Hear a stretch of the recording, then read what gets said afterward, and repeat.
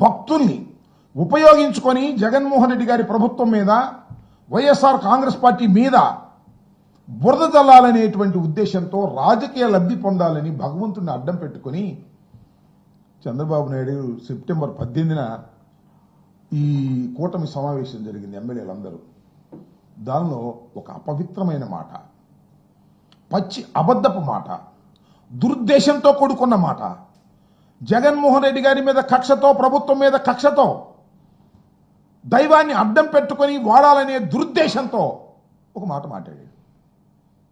లడ్డూ ప్రసాదాల్లో నెయ్యిలో కాదు, సరఫరా చేసి నెయ్యిలో కల్తీ కలిస్తే ఆ నెయ్యిని మేము వెనక్కి పంపించాము అని చెప్పుకోకుండా, ఈవో గారేమో వెనక్కి పంపించేశాము, దాన్ని వాడలేదని చెబితే ఆయన ఏమన్నాడంటే లడ్డూ ప్రసాదంలో పంది కొవ్వు, యానిమల్ ఫ్యాట్ ఉపయోగించారు, ఇది దుర్మార్గం అని గుడ్డగాల్చి ఒకటి ముఖాన వేశాడు, ఒక అబద్ధ ప్రచారాన్ని వేశాడు.